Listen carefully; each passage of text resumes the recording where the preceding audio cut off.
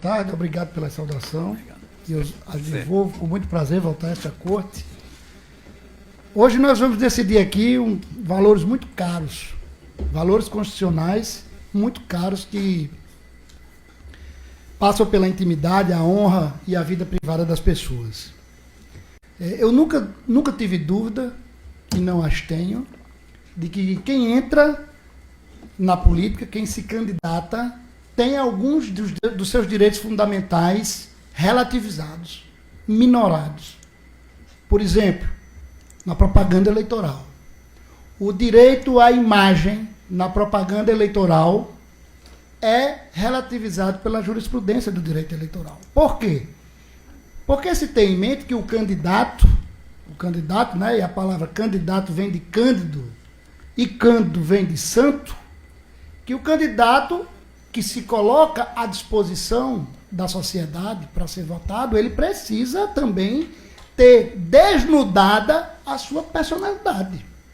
Ele precisa também que os seus malfeitos sejam conhecidos para que a população possa decidir de forma equânime, de forma correta, ou como o eleitor entender de direito, sabendo o que aquela pessoa fez no passado, faz no presente. Então, diversos ataques que os candidatos sofrem aqui na propaganda eleitoral, o tribunal não concede o direito de resposta, o tribunal não multa. Nós temos acompanhado aqui os debates, principalmente quando se extrapola na propaganda eleitoral adjetivos fortíssimos contra candidatos, e a jurisprudência do tribunal é tranquila em dizer que aquelas críticas, ainda que ácidas, elas são do jogo político.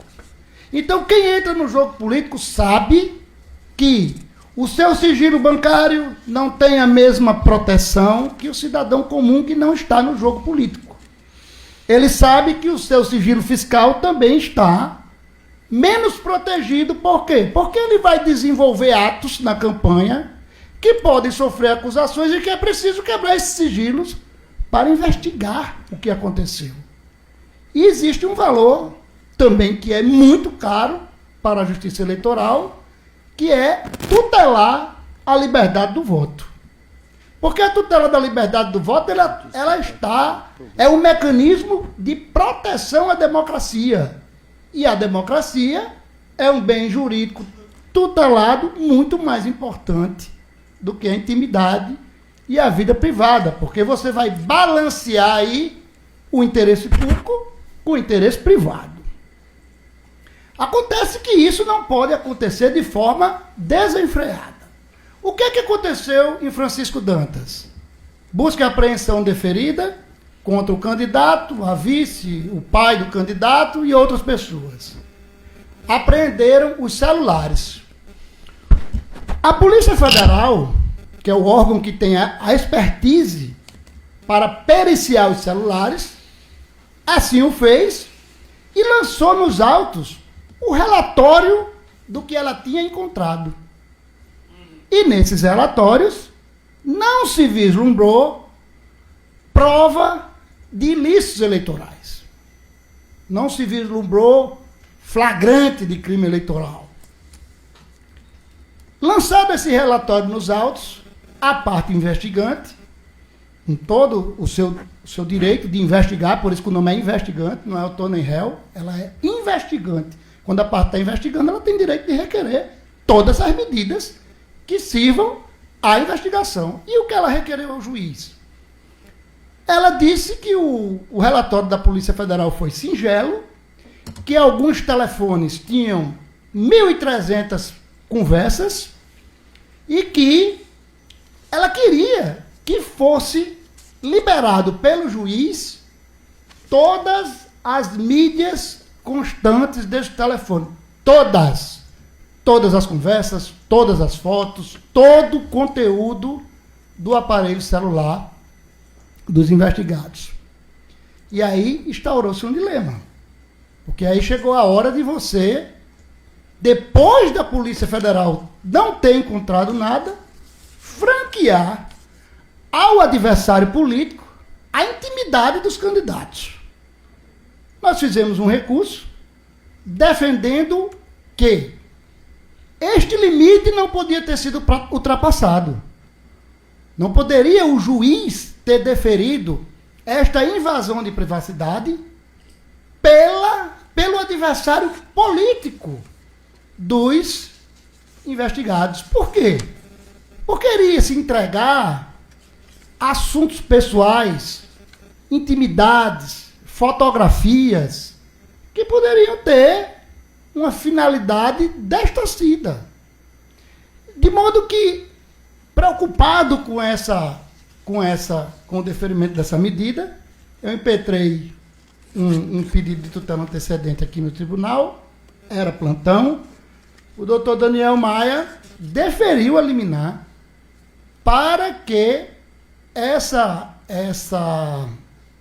liberdade, né, essa liberação de dados dos celulares dos investigados fosse entregue aos adversários.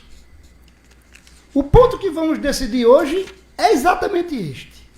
Até aonde vai o direito do investigante em ter acesso a aspectos extremamente privados e pessoais dos investigados. E eu defendo que essa diligência não pode acontecer. Ela não deve transpassar a perícia do órgão técnico. O órgão técnico, que foi a Polícia Federal, que fez o exame dessas mídias, que tem uma equipe preparada para isto. Aliás, disso a gente não tem dúvida. A Polícia Federal tem hoje no país a melhor expertise de perícia em celulares. Quebra-senha, tem um software que instala no celular e que faz a busca dessas mensagens. E eu estou dizendo isso porque eu li o laudo da Polícia Federal e ela informa qual foi o software que foi utilizado para quebrar a senha, qual foi o software que foi utilizado para fazer a leitura e a captação dessas mensagens. Então, a crítica que o investigante faz a essa perícia é que foi feita por uma inteligência artificial e que não foi profunda. Não é isso que eu estou vendo em processos correlatos dentro do Rio Grande do Norte. E são muitos que vão chegar a essa corte. São muitos. E em diversos processos, a Polícia Federal tem encontrado, com facilidade, comprovante de PIX, conversas onde se prometem coisas, conversas onde eleitores pedem dádivas, demonstrando que a Polícia Federal é o órgão competente. Então eu compreendo, Excelência, que chegar neste momento é preciso ter um freio de arrumação e que a Corte precisa estabelecer o limite. Fez a busca e apreensão, abriu o celular, o órgão técnico periciou, o resto que tem dentro do celular deve ser preservado, porque são provas que não interessam a ninguém, porque dizem respeito à intimidade, à vida privada e à honra. Quando eu digo isso ninguém é ninguém, nem os advogados dos investigantes. E digo isso em toda a vênia à ilustre procuradora que emitiu o parecer para que a mídia fosse disponibilizada aos advogados. Mas os advogados representam as partes. E os advogados conversam com as partes. Eu, por exemplo, se tiver uma autorização judicial para que eu entre no celular de uma pessoa, o meu cliente vai me perguntar o que eu vi. Eu não vou mentir para o meu cliente, eu vou dizer o que eu vi. Eu não vou esconder do meu cliente o que eu fui autorizado a ver. Então, entregar ao advogado é a mesma coisa que entregar ao cliente, ao investigante. Por quê? Porque o advogado ali, ele só exerce um mandato. Ele apenas aponte.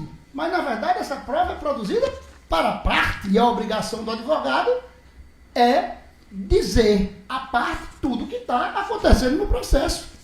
Eu nunca vi um advogado esconder do cliente, olha, eu não vou contar aqui no processo não, porque o juiz não deixa. Ele sendo investigante, não posso fazer isso e eu acho que nenhum advogado faria isso. Então, com essas considerações, é que eu peço ao tribunal o provimento do recurso para que se module esse entendimento. Que após a busca e apreensão e a perícia realizada pelo órgão técnico, outras pessoas, investigantes, advogados, partícipes do processo eleitoral, não devem ter acesso à mídia privada que não está sendo alvo da investigação. Com essas considerações, eu peço o provimento do recurso. Agradeço ao doutor Felipe. Doutor